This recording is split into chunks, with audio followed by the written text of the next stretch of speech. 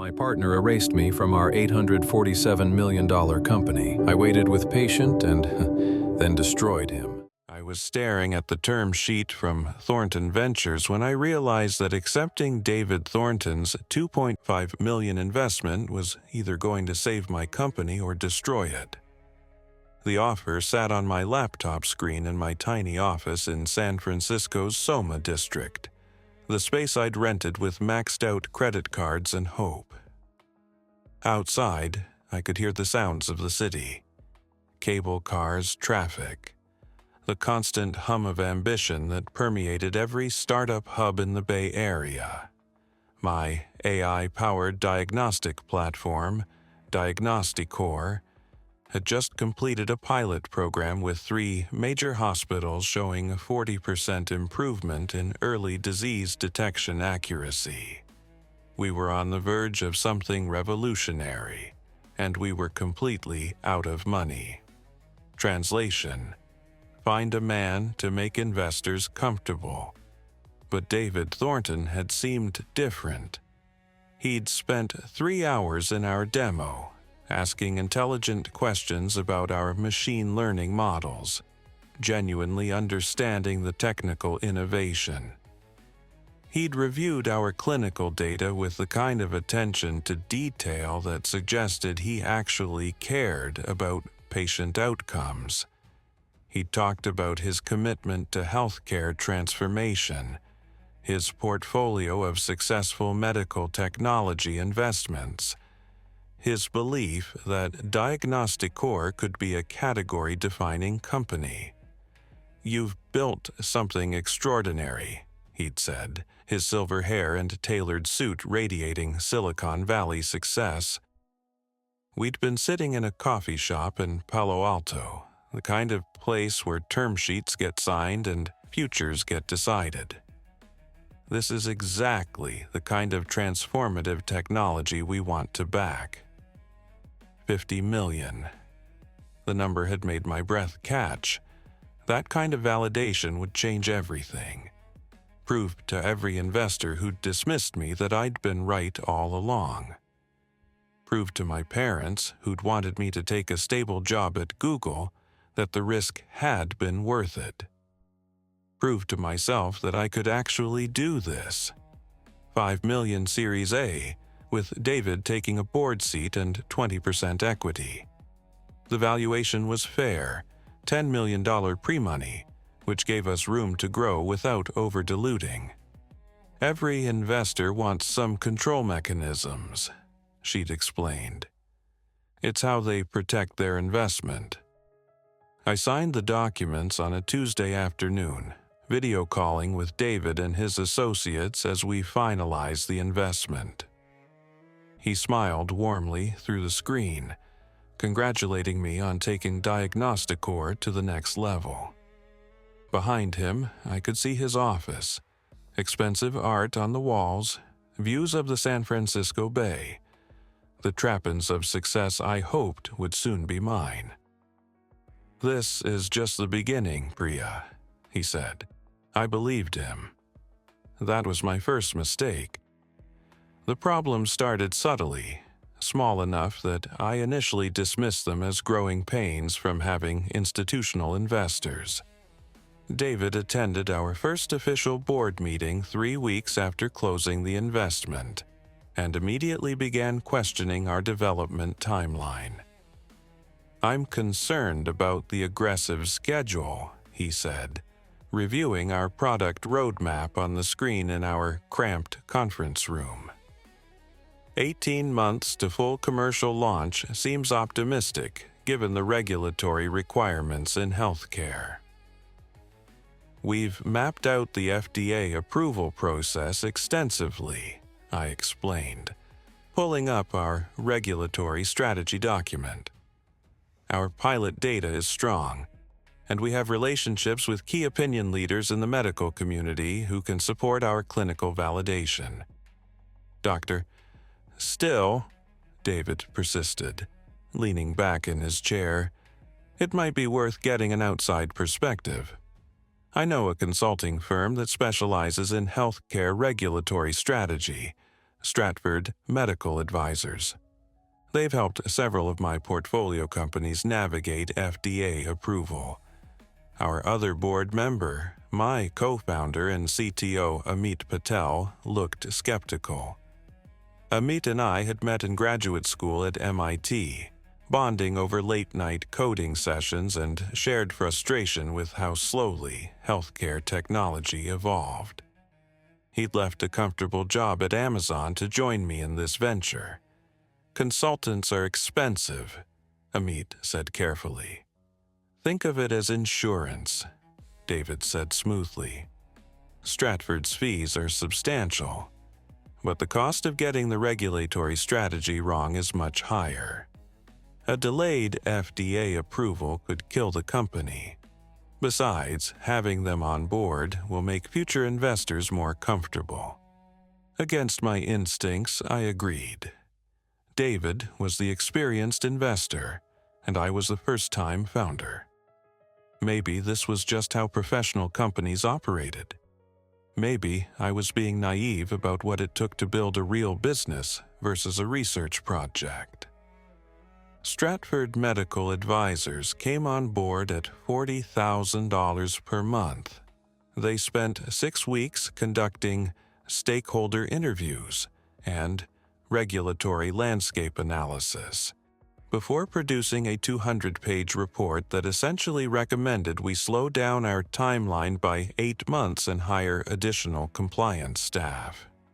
This seems excessive, Amit said when we reviewed their recommendations in my apartment one evening. Chinese takeout containers scattered across my coffee table. We already have regulatory expertise. Dr. Chen has navigated FDA approval for 3 previous diagnostic technologies. David insisted they were the best, I said, but doubt was creeping in. We'd just burned $240,000 on consultants who'd added minimal value. That was almost 10% of our entire funding round. He argued that trying to sign 10 hospitals in the next quarter was too aggressive, that we should focus on 2 or 3 and really nail the implementation. But we need the data from multiple sites to demonstrate broad applicability, I countered. Trust me, David said, and something in his tone made it sound less like advice and more like a directive. Slow and steady wins this race. You don't want to overextend and have implementation problems that damage your reputation. He has a point, said David's associate, a young man named James who joined our board as an observer. Healthcare is all about trust and reputation. I looked at Amit, who gave a small shrug that suggested reluctant agreement. I pushed back, but David's vote plus James's observer influence gave him effective control over major strategic decisions. We slowed our hospital expansion. Over the next 6 months, the pattern intensified. Every growth initiative I proposed met with resistance from David. Every aggressive timeline got stretched. Every bold partnership got scaled back. And slowly, insidiously, I started to doubt myself. Maybe I was too aggressive. Maybe I didn't understand enterprise sales as well as I thought. Maybe David's experience was valuable, and I was just too inexperienced to see it. Translation: someone cheaper and less threatening to his control. Sarah's asking for $180K plus equity, David said. That's executive compensation. You're not ready for that kind of overhead. I know a guy who's done sales for several early-stage companies. The guy David recommended, Tom Martinez, had 0 healthcare experience and spent 3 months developing strategy before admitting he couldn't close enterprise hospital deals. We wasted $30,000 in salary, plus 3 crucial months of sales pipeline development. When I negotiated a potential partnership with Kaiser Permanente, one of the largest hospital networks in California, that could have put us in front of thousands of physicians. David raised concerns about the partnership terms being too favorable to the hospital and recommended we pass. They're asking for favorable licensing terms because they're taking a risk on unproven technology, David argued. You'd be giving away too much equity value. They're offering to run a 12-month trial across 15 hospitals, I said, feeling desperation creep into my voice. That's the clinical validation data we need. If you give away the economics now, you'll regret it later, David said firmly. I pulled Amit aside after that meeting. We stood in the parking lot outside our office, the fog rolling in from the bay, both of us exhausted and confused. This doesn't feel right, Amit said. The Kaiser deal is exactly what we need. Maybe he's right, I said, but I was trying to convince myself. Or maybe he has motivations we don't understand, Amit said darkly. These are deals that could generate millions in recurring revenue, I said, my voice rising in frustration. And they're also complex enterprise negotiations that could distract you from core product development, David countered. You're thinking too big too fast. You need to focus on the core product, really perfect it, before you start chasing these enterprise deals. We're running out of runway, I said, trying to keep the desperation out of my voice. We have maybe 8 months of capital left. We need revenue.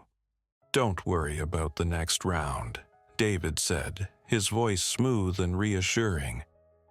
When the time comes, Thornton Ventures will be there to support you.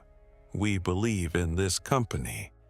But as months passed and our growth stalled, I noticed something troubling. David kept pushing us to share more about our proprietary algorithms. He wanted detailed technical documentation for the board materials. He wanted our CTO to present the machine learning architecture in depth. This seems unusual, Amit said when David requested access to our GitHub. We were working late in the office, the only 2 people left in the building. Investors don't typically need to see source code. He says it's for a technical audit, I explained. He wants to bring in his firm's technical advisors to review our IP and make sure it's properly protected. Or he wants to see exactly how our algorithms work, Amit said darkly. Priya, I don't trust him. Something feels wrong. You're being paranoid, I said, but I wasn't sure I believed it anymore. We gave David's technical advisors access to our code. They spent 2 weeks reviewing our repositories, asking detailed questions about our training data, our model architecture, our optimization techniques. They produced a report saying our IP was adequately protected and left. 12 months after David's investment, we were in trouble. $5 million on consultants, overhead, and slow growth. We'd signed only 4 hospital partnerships instead of the 15 I'd originally projected. Our technology was working beautifully. Our diagnostic accuracy was even better than initial pilots, now showing 45% improvement over standard methods. But we didn't have the market traction to raise a Series B. I started reaching out to other investors, trying to generate interest for our next round. The responses were lukewarm at best. Your growth metrics are concerning, one investor told me. I couldn't argue.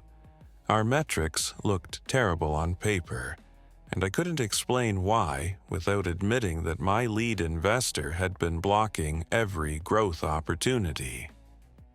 David called me into a meeting at Thornton Ventures' downtown San Francisco office, a sleek space with floor-to-ceiling windows overlooking the bay. The furniture was all expensive leather and polished wood, the kind of office that screamed success and intimidation. He sat across from me in a chair that probably cost more than my monthly rent. His expression grave. "Priya, I'm going to be direct with you," he said. "The company is off track. You've missed your growth targets by a significant margin, burned through capital faster than projected, and haven't demonstrated the market traction we need to raise the next round. We've been hitting the brakes on every growth initiative," I said, anger finally breaking through my frustration. "Every partnership I've wanted to pursue, you've blocked. Every aggressive timeline, you've slowed down. The Kaiser deal, the insurance partnerships, the hospital expansion, you've stood in the way of all of it. I've been trying to protect you from making expensive mistakes," David said, his voice hardening. "You're a brilliant technologist, Priya, one of the smartest people I've worked with.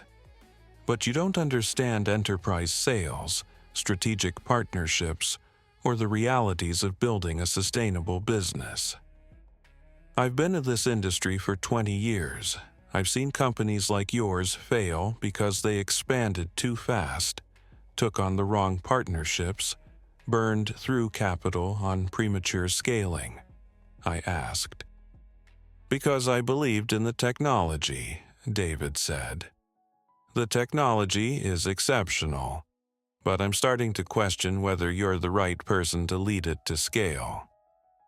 I think we need to have a serious conversation about bringing in a more experienced CEO." The suggestion hit me like a physical blow. Replace me as CEO of my own company, the company I'd founded, the technology I'd invented, the vision I'd spent 3 years of my life building, the sacrifices I'd made, the relationships that had ended because I was always working, the financial security I'd given up, the comfortable career path I'd abandoned. "No," I said flatly. "Then we have a problem," David said, standing up and walking to the window. He looked out at the city for a long moment before turning back to me. "Because the investment agreement has provisions about performance milestones." David walked back to his desk and slid a document across to me. 3 of the investment agreement. I took the document with shaking hands and read. The language was dense, buried in pages of legal text I'd skimmed when signing 18 months ago, focused more on the valuation and equity split than the protective provisions. But the meaning became clear as I read. If we failed to hit certain revenue and partnership targets by 18 months post-investment, targets that had seemed aggressive but achievable when I'd signed, David's firm had the right to convert their preferred shares in a way that would give them majority control. They could force a sale of the company. "This is in 6 weeks," I said, looking up at him. "Yes," David said, sitting back down.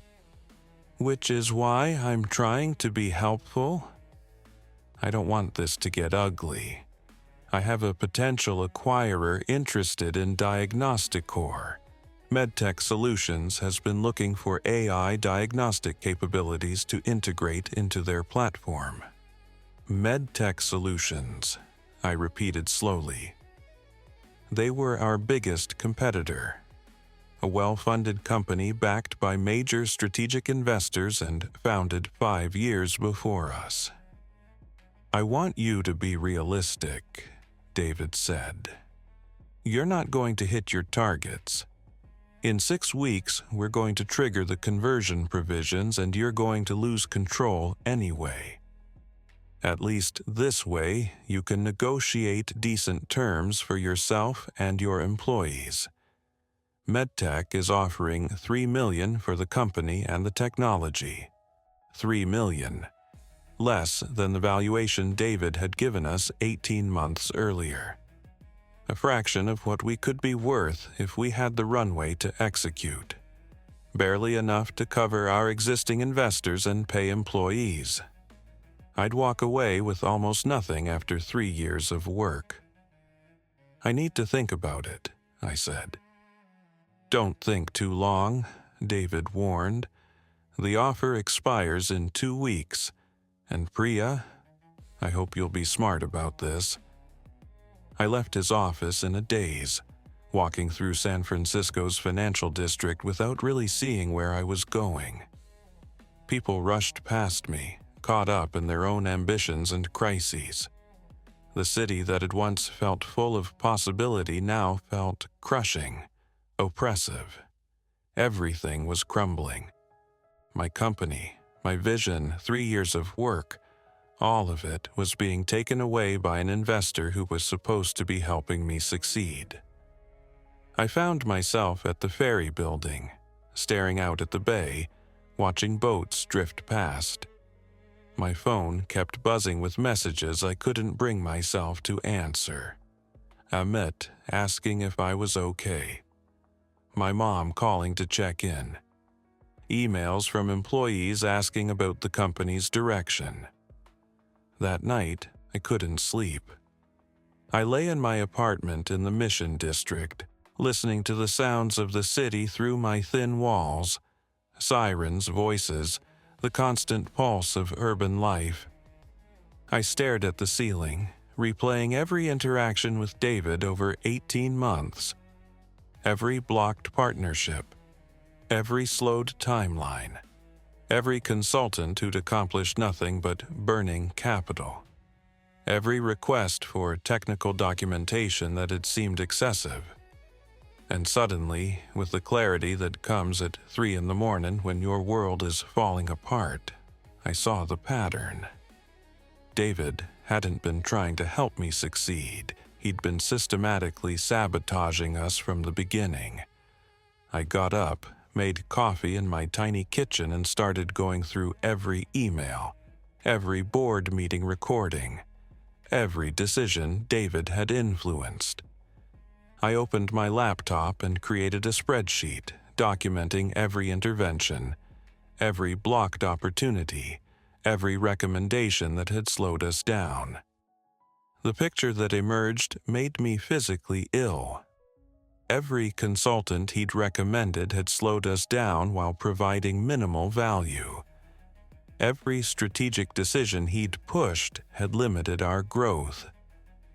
Every partnership he'd blocked had been one that could have generated significant revenue or validation. And every request for technical documentation had given him, and whoever he might be sharing it with, detailed knowledge of our proprietary algorithms. I pulled up MedTech Solutions investor disclosures, public information available through SEC filings. I started reading through their annual reports, their advisory boards, their consultant relationships, and there, buried in a footnote in their most recent 10-K filing, was a list of strategic advisors. David Thornton was on it. I read the line 3 times, certain I was misunderstanding. But it was clear. David Thornton, Managing Partner, Thornton Ventures, Strategic Advisor, MedTech Solutions, Inc. He was an advisor to MedTech. Had been for 3 years. He'd invested in my company while simultaneously advising our biggest competitor. That wasn't just a conflict of interest. That was corporate espionage. My hands were shaking as I kept digging. I pulled up MedTech's patent filings from the past year. They'd filed 3 patents related to AI-powered diagnostics in the past 6 months, all using approaches remarkably similar to our proprietary methods. Methods that David's technical advisors had reviewed in detail when they'd had access to our code. I spent the rest of that night and the entire next day in my apartment, barely eating or sleeping, digging through everything I could find. I discovered that Stratford Medical Advisors, The consulting firm David had insisted we hire listed 3 other clients on their website. All 3 were companies in MedTech's portfolio or partnership network. The VP of sales David had pushed us to hire, Tom Martinez, had previously worked at MedTech as a regional sales manager. The information was on his LinkedIn, which I'd never thought to check carefully because David had vouched for him. The partnerships David had blocked, Kaiser Permanente, Anthem, United Healthcare, were all organizations that MedTech was also actively courting, according to their press releases and investor presentations. David hadn't invested to help us succeed.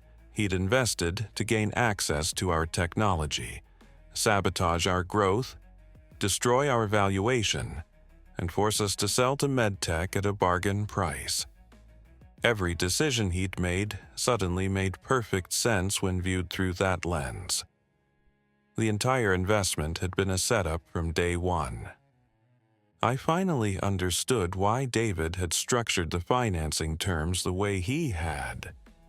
Aggressive targets that would trigger conversion rights, given him control when we failed to hit metrics he'd made impossible to achieve.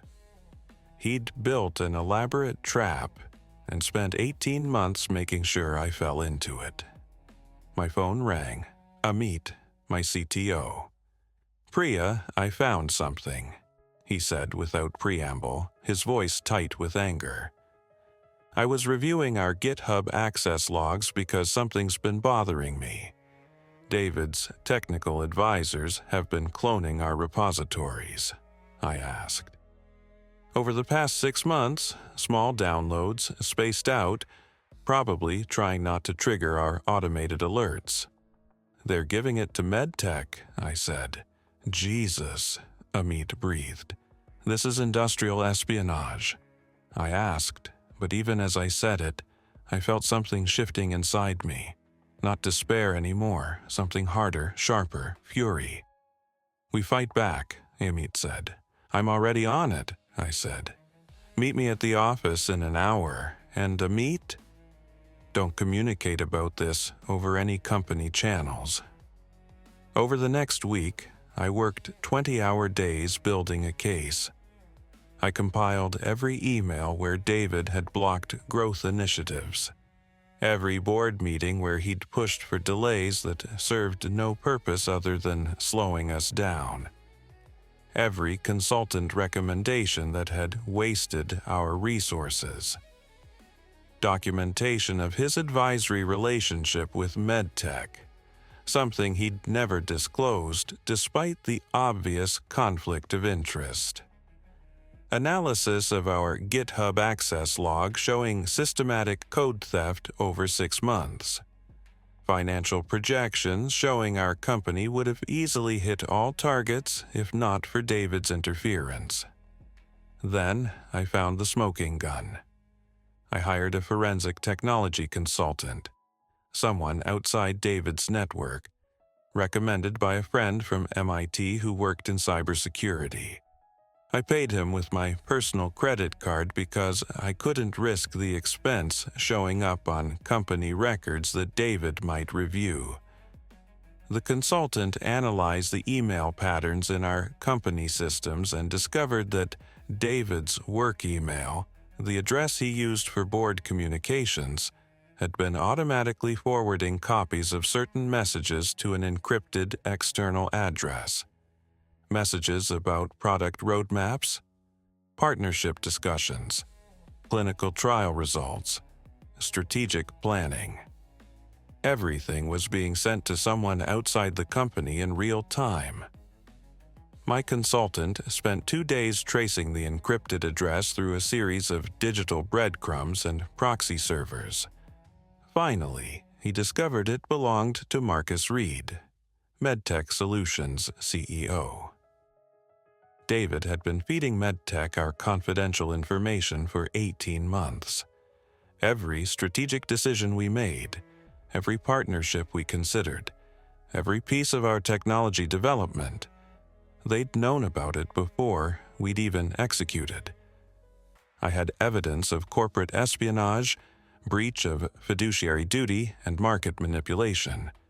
Now, I needed to figure out what to do with it. I called an old friend from business school, Rachel Kim, who'd gone into securities law. She'd tried to recruit me to law school when we graduated, insisting I had the mind for it. I'd chosen the startup path instead, but we'd stayed in touch. She reviewed my evidence over a weekend, calling me back Monday morning. "This is serious," she said, and I could hear the shock in her voice. Like Securities and Exchange Commission, serious. David breached his fiduciary duty as an investor, engaged in corporate espionage, potentially violated securities laws, and manipulated your company's valuation for his personal benefit and MedTech's competitive advantage. "If I report this, it becomes public," I said. "That could destroy Diagnosticor's reputation. Who wants to partner with a company that's involved in an SEC investigation? If you don't report this, David forces the sale in 3 weeks and gets away with it," Rachel countered. "Not just with your company, but with whatever other companies he's running this scam on, because I guarantee you're not his first victim." I thought about how many times I'd been told I didn't have enough experience, didn't understand the market, needed a more seasoned leader.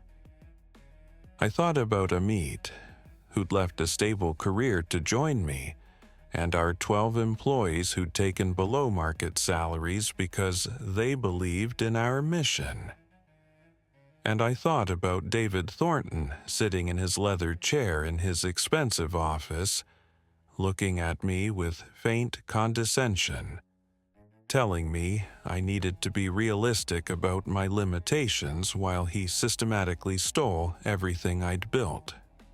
I chose to fight. I filed a detailed complaint with the SEC's Division of Enforcement, providing every piece of evidence I'd compiled. I included documentation of David's undisclosed conflict of interest, the systematic sabotage of our growth initiatives, the code theft, the forwarded emails to MedTech's CEO, and the financing structure designed to force a sale at a depressed valuation.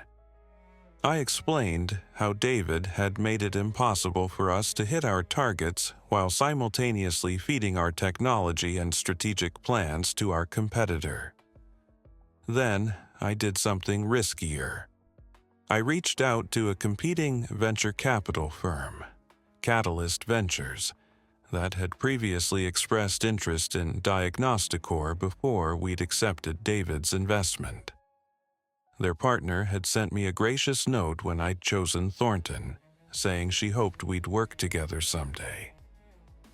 I sent Jennifer Chen, the Catalyst partner, an executive summary of our current situation, our technology's performance data, which showed we were actually exceeding our clinical accuracy targets, and a brief explanation that we were dealing with investor complications, but that our technology was stronger than ever. Jennifer called me within 3 hours. "I heard rumors about Thornton," she said. "Nothing concrete, but whispers in the community that he plays dirty, that some of his exits seemed suspicious." I told her everything: the sabotage, the conflict of interest, the code theft, the forced sale terms, the 18 months of systematic undermining. I expected skepticism, maybe concern about getting involved in a messy situation. But Jennifer just listened quietly, occasionally asking clarifying questions. She finally asked. "I have documentation," I said. "Emails, board recordings, access logs, SEC filings, everything." "And your technology still works?" "Better than ever," I said, feeling a spark of pride break through the exhaustion. We're actually seeing even higher accuracy rates than our initial pilots. 45% improvement over standard diagnostics. The technology isn't the problem. Give me 48 hours, Jennifer said. I need to discuss this with my partners and do some due diligence. But Priya, I'm glad you called. What David's doing, if it's what you say, it's not just wrong. It's a threat to the entire venture ecosystem. 2 days later, Jennifer called back. Catalyst is prepared to offer emergency bridge financing of $1 million with an option for a full Series B, $5 million within 6 months if you hit certain milestones. Terms are contingent on you removing David from the board and resolving the medtech situation. I'm working on it, I said, hope surging in my chest for the first time in months. One more thing, Jennifer added. I made some calls, talked to some other VCs I trust. David's been involved in 3 other situations like yours over the past 5 years. Companies that underperformed, got acquired by strategic buyers he had relationships with, all at suspiciously low valuations. Nobody could prove anything, but the pattern is there. With financing secured, I could fight back properly. I called an emergency board meeting, scheduled for 3 days before David's conversion rights would trigger. I used the language in our bylaws that allowed any board member to call a meeting with 72 hours' notice. David showed up at our office with Marcus Reed, MedTech's CEO. Seeing them together, the first time I'd ever seen them in the same room, confirmed everything. The way they moved together, the brief glance they exchanged when they saw me, the familiarity in their body language. Priya, I thought this meeting was about discussing the MedTech acquisition offer, David said, looking around at the conference room where Amit and I sat with our lawyer. It is, I said. I connected my laptop to the screen and pulled up my presentation. For the past 18 months, you've been systematically sabotaging Diagnosticor while funneling our confidential information to MedTech Solutions. David's face went carefully neutral. That's a serious accusation, Priya. I have extensive evidence, I said, and started walking through my presentation. I showed emails where David had blocked partnerships that would have generated revenue, insisting we wait for better terms that never materialized. Board meetings where he'd pushed us to hire consultants who accomplished nothing but burning capital and slowing our momentum. Technical documentation requests that went far beyond normal investor oversight. The email forwarding pattern sending our confidential information to Marcus Reed. David's undisclosed advisory relationship with MedTech that created an obvious conflict of interest. SEC filings showing MedTech had filed patents based on technology remarkably similar to ours. Patents filed after David gained access to our codebase. You structured the investment terms to trap us, I said, my voice steady despite my racing heart. You set aggressive targets, then made them impossible to hit by blocking every growth opportunity. Marcus Reed had gone pale. He stood up abruptly. Sit down, Marcus, I said. Because here's what happens next. I filed a complaint with the SEC documenting everything: the conflict of interest, the corporate espionage, the market manipulation, the breach of fiduciary duty. I have secured alternative financing from Catalyst Ventures that will allow Diagnosticor to remove David from the board and continue operating independently. You can't do that, David said. but his voice lacked conviction. His confidence was cracking. 7 of our investment agreement, my lawyer said, speaking for the first time. Material breach of fiduciary duty allows for immediate removal of a board member with a majority vote of non-conflicted members. That would be Priya and Amit. You'll never raise another dollar in this valley, David threatened, leaning forward.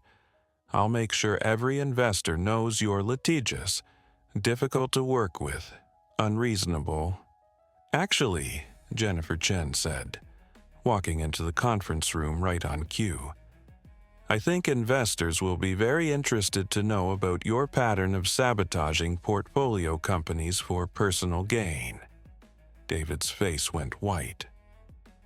I did some research after Priya contacted me, Jennifer continued, setting her briefcase on the table and looking at David with open contempt.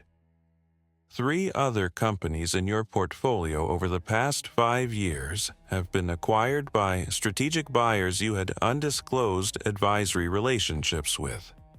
All acquired for suspiciously low valuations after mysteriously underperforming despite strong technology. One of those founders is prepared to testify. Get out of my office, I said quietly. You're removed from the board effective immediately. Your shares remain as per the investment agreement, but you have no decision-making authority, no information rights, no access to company systems. If you attempt to trigger the conversion rights, I'll seek an injunction based on the fraud that induced those terms. David stood up, his composure finally cracking completely. You're making a mistake. You have no idea who you're dealing with. I have lawyers, resources. I know exactly who I'm dealing with, I said, standing to face him. A fraud who preys on founders who trust him, who steals their technology, who destroys their companies for personal profit. But I'm not your victim anymore. David and Marcus left without another word. The door closed behind them with a quiet click that felt like victory. The SEC investigation took 6 months. During that time, Diagnosticor operated with Catalyst Ventures bridge financing, and without David's sabotage, we flourished. We signed 12 new hospital partnerships in 4 months. We completed our clinical validation study with spectacular results. 48% improvement in diagnostic accuracy. We hired Sarah Chen, the VP of Sales I'd wanted 18 months earlier, and she brought in 2 major insurance contracts within her first 90 days.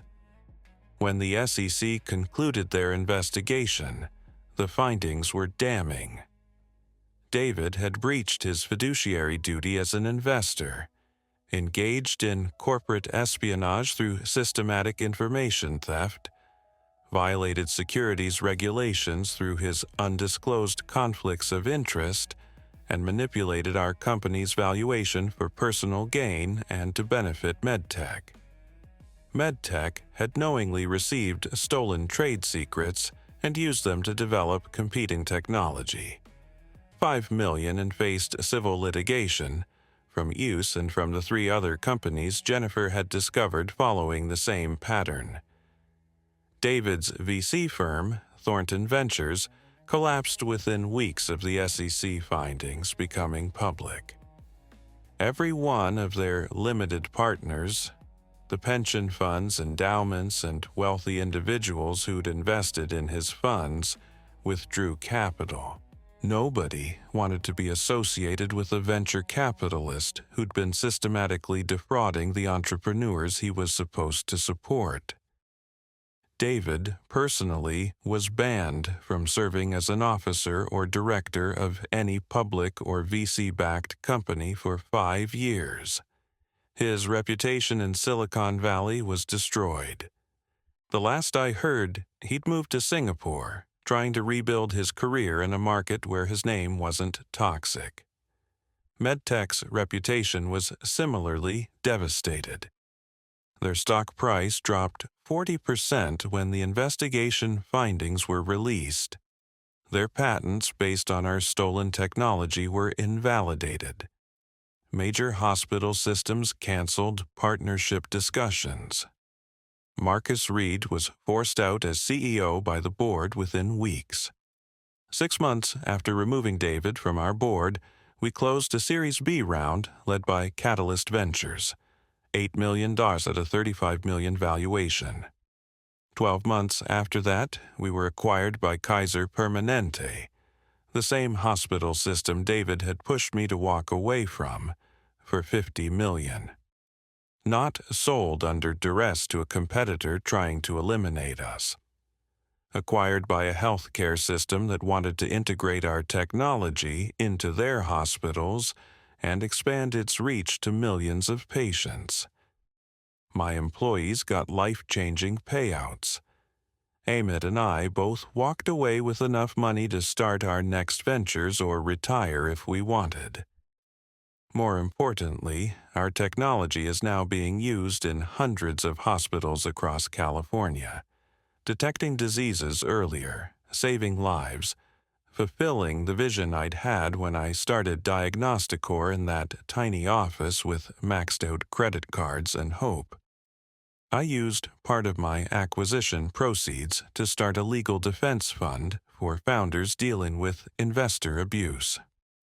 The fund provides resources for forensic analysis, legal representation, and SEC filings for entrepreneurs who suspect their investors are sabotaging them. We've already helped 5 companies in the first year. I also mentor other women entrepreneurs, teaching them to recognize the warning signs of predatory investors, to trust their instincts when something feels wrong, to document everything from day one, to understand the terms they're signing. Sometimes I think about the moment I sat in David's office, listening to him tell me I wasn't experienced enough to run my own company, feeling small and inadequate and ready to give up. I think about how close I came to accepting that narrative, to believing that he knew better, to letting him steal everything I'd built. But I also think about the moment I finally saw through his manipulation, when I stopped doubting myself and started documenting his sabotage. The moment I decided to fight instead of surrender. Because that's what predators like David count on, that you'll be too intimidated to fight back, too worried about your reputation, too convinced that they have all the power. But they don't. The power belongs to the people doing the real work, creating the real value. The founders who sacrifice everything for their vision. The employees who believe in the mission. The investors who genuinely want to help companies succeed rather than exploiting them for personal gain. David Thornton taught me something valuable, though not what he intended. He taught me that success isn't just about building great technology or having a brilliant vision. It's about recognizing when someone is trying to destroy what you've built and having the courage to stop them. It's about understanding that sometimes the biggest threat to your company isn't market competition or technical challenges. It's the person sitting across the boardroom table, claiming to be your partner, while secretly working to undermine everything you're trying to achieve. And it's about the moment when you stop being a victim and start being a fighter. Because your company, your vision, your life's work, it's worth fighting for. And when you fight with evidence, with intelligence, with the courage to expose the truth, no matter how powerful your opponent seems, you'd be surprised how quickly their power disappears. David Thornton thought he could steal my company because I was a first-time founder, because I was a woman in a male-dominated industry, because I'd be too grateful for his investment to question his motives. He was wrong about all of it. And now, somewhere, there's another founder dealing with an investor who seems too controlling, who blocks every growth opportunity, who asks for too much information and gives too little help. That founder might be doubting themselves, wondering if maybe the investor is right, maybe they're not experienced enough, maybe they should just accept being pushed out of their own company. I want that founder to know. Trust your instincts. Document everything. And when you find evidence that someone is sabotaging you, fight back with everything you have. Because your vision deserves to succeed on its own merits, not be destroyed by someone else's greed. And sometimes, the most powerful thing you can do is refuse to be anyone's victim.